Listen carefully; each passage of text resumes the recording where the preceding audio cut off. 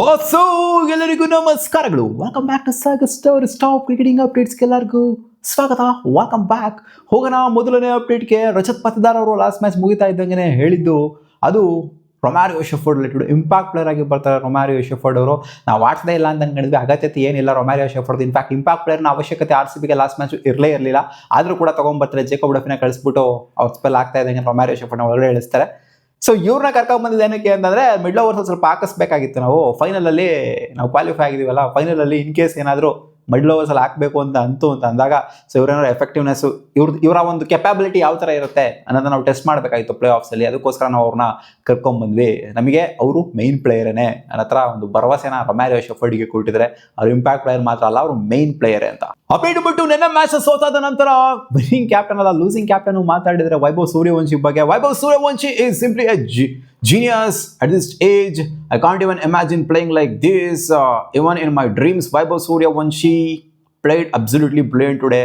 I was already his fan. ಮುಂಚೆನೇ fan ಆಗಿದ್ರು. ಅವ್ರು ಮುಂಚೆನೇ ಹೇಳಿದ್ರು ವೈಭವ್ ಸೂರ್ಯವಂಶಿದು ಏನು ಇಷ್ಟ ಆಗುತ್ತೆ ನಿಮಗೆ ಅಂತ ಕೇಳಿದಾಗ, ನನಗೆ ವೈಭವ್ ಸೂರ್ಯವಂಶಿ ಹೊಡೆಯೋದಿದೆಯಲ್ಲ, ಸಿಕ್ಸ್ಗಳನ್ನ ಹೊಡೆಯೋದಿದೆಯಲ್ಲ, ಅದು ನನಗೆ ನೋಡೋದಕ್ಕೆ ಇಷ್ಟ ಆಗುತ್ತೆ. ಅವು ಬೇರೆಯವ್ರು ಹೊಡೆಯೋದಲ್ಲ, ನನಗೆ ಹೊಡೆಯೋದಿದೆಯಲ್ಲ ಅದು ನೋಡೋಕೆ ಇಷ್ಟ ಆಗುತ್ತೆ ಅಂತ ಅವಾಗಲೇ ಹೇಳಿದ್ರು. ಬಿಗ್ ಫ್ಯಾನ್ ಆಗೋಗ್ಬಿಟ್ಟಿದ್ದೀನಿ ಅಂತಲೂ ಕೂಡ ಹೇಳಿದ್ರು. ಇವಾಗ ನೋಡಿ ಒಬ್ಬ ವರ್ಲ್ಡ್ ಕಪ್ ವಿನ್ನಿಂಗ್ ಕ್ಯಾಪ್ಟನ್ ಬಂದ್ಬಿಟ್ಟು ಒಬ್ಬ ಚಿಕ್ಕ ಹುಡುಗಂಗೆ 15 ವರ್ಷದ ಹುಡುಗಂಗೆ ಫ್ಯಾನ್ ಆಗಿದ್ದೀನಿ ಅಂತ ಹೇಳ್ತಾರೆ ಅಂದ್ರೆ ಸಿಕ್ಕಾಪಟ್ಟೆ experience cricketer.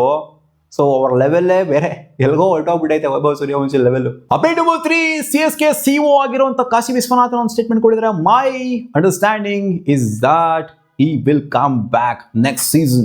We have not spoken to him about this, but we hope he will come back. ಅಂದರೆ ವಾಪಸ್ ಬರ್ತಾರಂತೆ, ಮತ್ತೆ MS ಧೋನಿ ಆಡ್ತಾರಂತೆ ಅಂತ ಇವರು ಹೋಪ್ಸ್ನ ಹುಟ್ಟಾಕ್ತಾ ಇದ್ದಾರೆ. ನಾವೇನು ಮಾತಾಡಿಲ್ಲ ಅವ್ರ ಜೊತೆಗೆ, ಬಟ್ ನಮಗೆ ಹೋಪ್ಸ್ ಇದೆ MS ಧೋನಿ ನೆಕ್ಸ್ಟ್ ಸೀಸನ್ ಮತ್ತೆ ಬರ್ತಾರೆ, ಮತ್ತೆ ಆಡ್ತಾರೆ ಅಂದರೆ ಈ ಸೀಸನ್ ಆಡಿಲ್ಲ MS Dhoni. First of all next season ಸ್ವಲ್ಪ ಫಿಟ್ ಇಟ್ಕೊಂಡ್ಬರ್ತಾರೆ. ತಮ್ಮಿ ಇಂಜುರಿ, ಆ calf muscle injury, strain, pain ಅಂತ ಏನೇನೋ ಹೇಳ್ತಿದ್ರಲ್ಲ, ಇಲ್ಲ ನೆಕ್ಸ್ಟ್ ಸೀಸನು ಬರ್ತಾರೆ ಅಂತ ಹೋಪ್ ಕೊಡ್ತಾರೆ. ಬಟ್ ನನಗೆ ಅನ್ನಿಸ್ತಾ ಇಲ್ಲ MS ಧೋನಿ ಅವರು ನೆಕ್ಸ್ಟ್ ಸೀಸನು ಬರ್ತಾರೆ ಅಂತ. ಯಾಕಂದರೆ ಲಾಸ್ಟ್ ಸೀಸನೇ ಫಿಟ್ ಇರಲಿಲ್ಲ ಅವರು, ಈ ಸೀಸನ್ ಇನ್ನೂ ಫಿಟ್ ಇಲ್ಲ. ಆ್ಯಂಡ್ ಇನ್ನು ನೆಕ್ಸ್ಟ್ ಸೀಸನ್ ಅಂತ ಬಂದಾಗ ಖಂಡಿತ ಫಿಟ್ನೆಸ್ ಸ್ಟ್ಯಾಂಡರ್ಡ್ಸ್ ಅನ್ನುವಂಥದ್ದು ಇಂಪ್ಯಾಕ್ಟ್ ಪ್ಲೇಯರ್ ಆಗಿ ಆಡೋಕ್ಕೆ ನನ್ನ ಪ್ರಕಾರ MS ಧೋನಿ ಇಂಪ್ಯಾಕ್ಟ್ ಪ್ಲೇಯರ್ ಆಗಿ ಆಡಲ್ಲ. ಆಡ್ತು ಅಂತಂದರೆ ಮೈನ್ ಪ್ಲೇಯರ್ ಆಗಿ ಆಡ್ತಾರೆ. ಸೊ ಆ ಸ್ಟ್ಯಾಂಡರ್ಡ್ಸ್ಗೆ ಮೀಟ್ ಆಗೋದಿಲ್ಲ. ಹಿಂಗಿರು ಸಂಜು ಸ್ಯಾಮ್ಸನ್ ಇದ್ದಾರೆ. ಸೊ ಖಂಡಿತ MS ಧೋನಿ ನನ್ನ ಪ್ರಕಾರ ನೆಕ್ಸ್ಟ್ ಸೀಸನ್ ಆಡೋದಿಲ್ಲ. ಆಲ್ರೆಡಿ ಸುಮಾರು ಜನ ಕ್ರಿಕೆಟರ್ಸ್ಗಳು ಹೇಳ್ಬಿಟ್ಟಿದ್ದಾರೆ MS ಧೋನಿ ಆಲ್ರೆಡಿ ಅವರ ಲಾಸ್ಟ್ ಮ್ಯಾಚ್ನ ಆಡ್ಬಿಟ್ಟಿದ್ದಾರೆ ಅಂತ. ಅಪ್ಡೇಟ್ ನಂಬರ್ 4, ವೈಭವ್ ಸೂರ್ಯವಂಶಿ ಬಗ್ಗೆ ಮಾತಾಡಿದ್ರೆ, ಜೊತೆಗೆ ನಿನ್ನೆ ಮ್ಯಾಚ್ ಬಗ್ಗೆ ಮಾತಾಡಿದ್ರೆ ವಿನ್ನಿಂಗ್ ಕ್ಯಾಪ್ಟನ್ನು ರಿಯಾನ್ ಪರಾಗ್ ಅವರು. ಸೊ ಅವ್ರು ಹೇಳೋದೇನು ಅಂತಂದರೆ, ನಾನೊಬ್ಬ ಪರ್ಫೆಕ್ಷನಿಸ್ಟ್ ಆಗೋಕ್ಕೆ ಇಷ್ಟಪಡ್ತೀನಿ. ಪರ್ಫೆಕ್ಷನ್ ಇರಬೇಕು ಏನಿದ್ರು ಕೂಡ. ಇದು 260 ಹೊಡೆಯುವಂಥ ವಿಕೆಟು.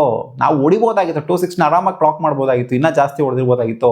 ನಾನು ಅಷ್ಟು ಹೊಡಿಬೇಕು ಅಂತ ಎಕ್ಸ್ಪೆಕ್ಟ್ ಮಾಡ್ತಿದ್ದೆ. ಇನ್ನೊಂದು ಸ್ವಲ್ಪ ಹಲ್ಟ್ ಆಗ್ತಾ ಇದೆ, ಅಷ್ಟು ಹೊಡಿಲೇಬೇಕಾಗಿತ್ತು ನಾವು, ಇನ್ನೂ ಹೊರಗಡೆ ಉಳ್ಕೊಂಡ್ವಲ್ಲ, ಅದು ನನಗೆ ಸ್ವಲ್ಪ ಹಲ್ಟ್ ಆಗ್ತಿದೆ ಅಂತ ಹೇಳ್ತಾ. ಆ್ಯಂಡ್ ವೈಭವ್ ಸೂರ್ಯವಂಶಿ ಬಗ್ಗೆ ಹೇಳಿದ್ರೆ, ವೈಭವ್ ಸೂರ್ಯವಂಶಿಗೆ ನಾವೇನು ಹೇಳೋದಿಲ್ಲ, ಜಸ್ಟ್ ಅವ್ರಿಗೆ ಪ್ರಾಕ್ಟೀಸ್ ಕೊಡ್ತೀವಿ ಅಷ್ಟೇ. ನಾವು ನೆಟ್ಸಲ್ಲಿ ಪ್ರಾಕ್ಟೀಸ್ನ ಕೊಡ್ತಾ ಇರ್ತೀವಿ.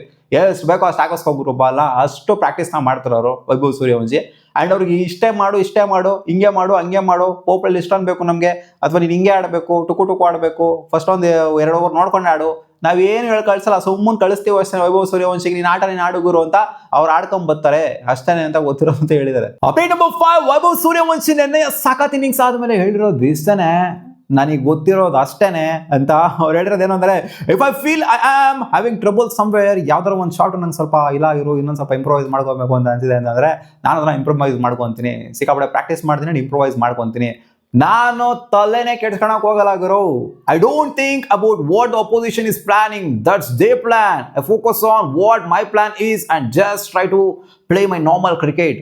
ಅವ್ರು 1000 ಪ್ಲಾನ್ ಮಾಡ್ಕೊಳ್ಳಿ, ನನಗೆ ಅದ್ರ ಹತ್ರ ಎಲ್ಲದಕ್ಕೂ ಕೂಡ ಉತ್ತರ ಇದೆ ಗುರು.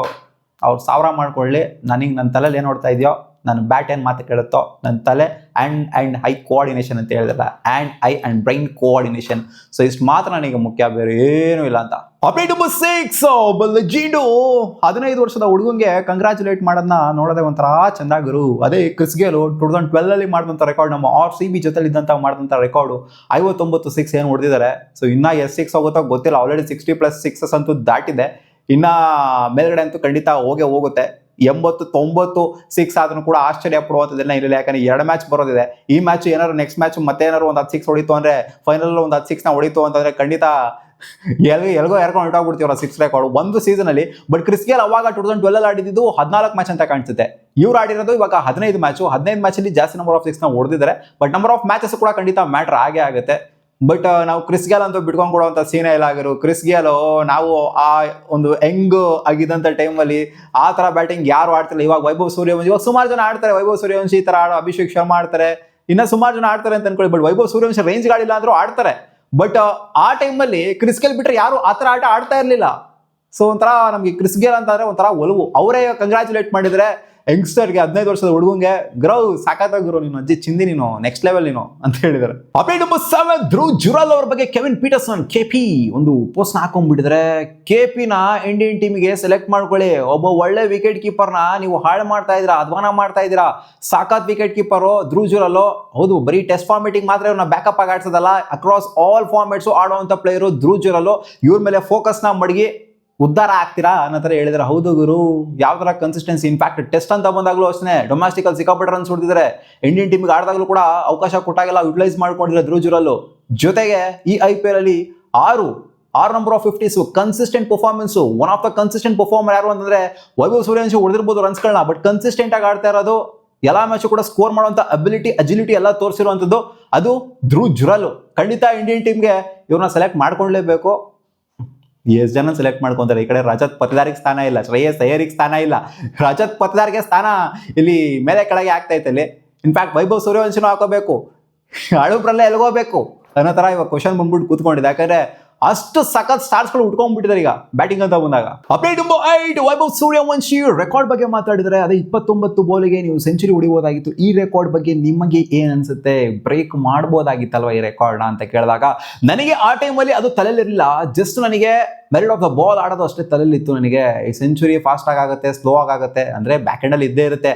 ಫಾಸ್ಟ್ ಸೆಂಚುರಿ 30 ಬಾಲಿಗೆ ಆಗಿದೆ ಅಂತ ಗೊತ್ತು ಅವ್ರಿಗೆ, ಸುಮ್ಮನೆ ಡವ್ ಮಾಡ್ತಾರೆ, ಅಷ್ಟು ಡವ್ ಕಚ್ತಾರೆ. ಅವರೇ ಹೇಳಿದರೆ ಕ್ರಿಸ್ ಗೇಲ್ ರೆಕಾರ್ಡ್ನ ಉಡಾಯಿಸಬೇಕು, 175 ರನ್ ಏನಿದೆ, ನಾನು 200 ಹೊಡಿಬೇಕು, ಒಂದಿನ ಹೊಡೆದೇ ಹೊಡಿತೀನಿ ಅಂತ ಒಂದು ಪಣ ತುಟ್ಟಿದ್ದಾರೆ. ಸೊ ಬ್ಯಾಕ್ ಹ್ಯಾಂಡಲ್ಲಂತೂ ಖಂಡಿತ ಇದ್ದೇ ಇರುತ್ತೆ, 6 ಹೊಡಿಲೇಬೇಕು ಅಂತ. ಇಲ್ಲಾಂದ್ರೆ ಆ ಬಾಲ್ನ 6 ಹೊಡಿಯೋದಕ್ಕೆ ಪ್ರಯತ್ನನೇ ಪಡ್ತಾ ಇರಲಿಲ್ಲ. ಬೇರೆ ಏನಾದ್ರು 4 ಹೋಗಿ ಏನಾದ್ರು ಟ್ರೈ ಮಾಡಿರ್ಬೋದಾಗಿತ್ತು. 6 ಹೊಡಿಯೋದಕ್ಕೆ ಹೋದ್ರು ಆ ಬಾಲ್ನ ಅವರು, ಏನೇನು ಕೆಳಗಡೆ ಬ್ಯಾಟ್ನ ಕೆಳಗಡೆ ಇಡೋದಕ್ಕೆ ನೋಡಲಿಲ್ಲ. ಸೊ ಬ್ಯಾಕ್ ಹ್ಯಾಂಡಲ್ಲಿ ಇರುತ್ತೆ, ಬಟ್ ಆದ್ರೂ ಕೂಡ ನಂಗೆ ತಲೆಯಲ್ಲಿರಲಿಲ್ಲ. ಬಟ್ ನಾನು ಜಸ್ಟ್ ಒಂದು ಮೆರಿಟ್ ಆಫ್ ದ ಬಾಲ್ ಆಡಬೇಕು, ನನ್ನ ಟೀಮ್ನ ನನಗೆ ಗೆಲ್ಲಿಸಬೇಕು, ಅಷ್ಟೇ ನನಗೆ ಇದ್ದಿದ್ದು ಅಂತ ಹೇಳಿದ್ದಾರೆ. ಸೊ ಇದು ಮೆಚುರಿಟಿ ತೋರಿಸುತ್ತೆ ಅಷ್ಟೇ. ಹೌದು ಗುರು, ನಾನು 6 ಹೊಡಿಬೇಕಾಗಿತ್ತು ಅಂತ ಯಾರು ಹೇಳೋಕ್ಕಾಗತ್ತೆ? ಚಿಕ್ಕ ಹುಡುಗ ಅದನ್ನ ನೋಡಿ, ಈ ಮುಂಚೆ ಇದ್ದಂಥ ವೈಭವ್ ಸೂರ್ಯವಂಶಿಗೂ ಇವಾಗ ಸ್ವಲ್ಪ ಡೆವಲಪ್ ಆಗಿರುವಂಥ ವೈಭವ್ ಸೂರ್ಯವಂಶಿಗೂ ಇದೇನೆ. ಮುಂಚಾರೆ ಹೆಂಗೆ ಬೇಕೋ ಹಂಗೆ ಮಾತಾಡೋರು, ಬಟ್ ಇವಾಗ ಸ್ವಲ್ಪ ಮೆಚುರಿಟಿನ ಕಲ್ತ್ಕೊಂತ ಇದ್ದಾರೆ. ಇಲ್ಲ ನನಗೆ ಬರೀ ಟೀಮ್ನ ಗೆಲ್ಸ್ಬೇಕಾಗಿತ್ತು ಅಷ್ಟೇ ಅಂತ ಎಲ್ಲರೂ ಹಿಂಗೆ ಹೇಳೋದು. ಇಲ್ಲ ನಾನು ಸೆಂಚುರಿ ಹೊಡಿಬೇಕಾಗಿತ್ತು ಅಂತ ಹೇಳಲ್ಲ ಅದೆಲ್ಲ. ಅಪ್ಡೇಟ್ ನಂಬರ್ 9 ಮಾತಾಡಿದರೆ ದಿನೇಶ್ ಕಾರ್ತಿಕ್ ಅವರು ಭುವನೇಶ್ವರ್ ಕುಮಾರ್ ಬಗ್ಗೆ. I am confident that Bhuvneshwar Kumar is the best T20 bowler India has ever produced after Bhuvneshwar Kumar after Bumrah ಅಂತ ಹೇಳಿದರೆ. ಈವನ್ ಟುಡೇ ಬುಮ್ರಾ ಆದ ನಂತರ ಇವರೇ ದಿ ಬೆಸ್ಟ್ ಬೌಲರು T20 ಅಂತ ಬಂದಾಗ. ಇನ್ಫ್ಯಾಕ್ಟ್ ಅಕ್ರಾಸ್ ಆಲ್ ಫಾರ್ಮ್ಯಾಟ್ಸ್ ಆದಂಥ ಪ್ಲೇಯರು. ಬುಮ್ರಾ ನೆಕ್ಸ್ಟ್ ಲೆವೆಲ್ ಬಿಡಿ, ಬುಮ್ರಾಗೆಲ್ಲ ಕಂಪೇರ್ ಮಾಡೋಕ್ಕಾಗೋದಿಲ್ಲ. ಭುವನೇಶ್ವರ್ ಕುಮಾರ್ ಕೂಡ ಇನ್ಫ್ಯಾಕ್ಟ್ ಬುಮ್ರಾಗಿಂತ ಮುಂಚೆನೇ ಬಂದರು ಭುವನೇಶ್ವರ್ ಕುಮಾರ್. ಸೊ ಆಬ್ವಿಯಸ್ಲಿ ಹೌದು ಗುರು, ಒಂಥರ ಒಂದು ಟೈಮಲ್ಲಿ ಭುವನೇಶ್ವರ್ ಕುಮಾರ್ ಮತ್ತೆ ಬುಮ್ರಾ ಮೈನ್ ಇಂಡಿಯನ್ ಅಟ್ಯಾಕ್ನ ಲೀಡ್ ಮಾಡಿದಂಥ ಪೇಸರ್ಸ್ ಇಬ್ರು ಕೂಡ. ಸೊ ಖಂಡಿತ ಇವ್ರನ್ನ ತೆಗೆದಾಕುವಂಥ ಒಬ್ಬರು ದೊಡ್ಡದು ಒಬ್ರು ಚಿಕ್ಕದು ಅಂತ ಹೇಳೋದಲ್ಲ. ಯಾಕಂದ್ರೆ ಅಷ್ಟು ನಂಬರ್ ಆಫ್ ಗೇಮ್ಸ್ನ ಭುವನೇಶ್ವರ್ ಕುಮಾರ್ ಕಾಂಟ್ರಿಬ್ಯೂಟ್ ಮಾಡಿದರೆ, ಗೇಮ್ಸ್ಗೆ ಅಷ್ಟು ನಂಬರ್ ಆಫ್ ಗೇಮ್ಸ್ ಗೆಲ್ಸಿದ್ದಾರೆ. ಅದು IPL ಅಲ್ಲೇ ಆಗಿರಲಿ, ಇಂಟರ್ನ್ಯಾಷನಲ್ ಸರ್ಕ್ಯೂಟಲ್ಲೇ ಆಗಿರಲಿ. ಸೊ ಸಖತ್ ಪರ್ಫಾರ್ಮರು. ಸೊ ಇವರು ಬ್ಯಾಕ್ ಮಾಡ್ತಾ ಇದ್ದಾರೆ. ಇಲ್ಲ ಆಗಿರು ಬುಮ್ರಾ ಆದ್ಮೇಲೆ ಇವರೇ ನೆಕ್ಸ್ಟು ಅಂತ. ಯಾಕಂದ್ರೆ ತೋರಿಸ್ತಾ ಇದೆ ಎವಿಡೆಂಟ್ ಆಗಿ. ಇಷ್ಟು ಏಜ್ ಆಗ್ತಾ ಬರ್ತಾ ಇದ್ರು. ಅವರೇ ಹೇಳ್ತಾರೆ ನಾನು ಯಂಗ್ಸ್ಟರ್ ಗುರು, ನಾನು ಹೆಂಗೆ ಏಜ್ ಆಗಿಲ್ಲ ಅಂತ. ಇಷ್ಟು ಏಜ್ ಆಗ್ತಾ ಬರ್ತಾ ಇದ್ರು ಕೂಡ ಆ ಒಂದು ಸ್ವಿಂಗ್ ಇನ್ನ ಮೇಂಟೈನ್ ಮಾಡಿದ್ರಲ್ಲ. ಫಸ್ಟ್ ಪಾಕಿಸ್ತಾನ ಮೊದಲನೇ ಮ್ಯಾಚ್ ಬಂದ್ಬಿಟ್ಟು ಬೌಲಿಂಗ್ ಮಾಡಿದ್ರಲ್ಲ, ಆ ಮ್ಯಾಚ್ ನೆನಪಾಗುತ್ತೆ. ಇವಾಗಲೂ ಸಹ ಬೌಲಿಂಗ್ ಮಾಡ್ತಾ ಇತ್ತು ಅಂತಂದ್ರೆ. ಇದಿಷ್ಟು ಆಗಿತ್ತು ಟಾಪ್ ಕ್ರಿಕೆಟಿಂಗ್ ಅಪ್ಡೇಟ್ಸ್. ನಿಮ್ಗೆ ವಿಡಿಯೋ ಸ್ವಲ್ಪ ಇಷ್ಟ ಆಗಿದ್ರೆ ಒಂದು ಲೈಕ್ ಮಾಡಿ ಗಾಯ್ಸ್.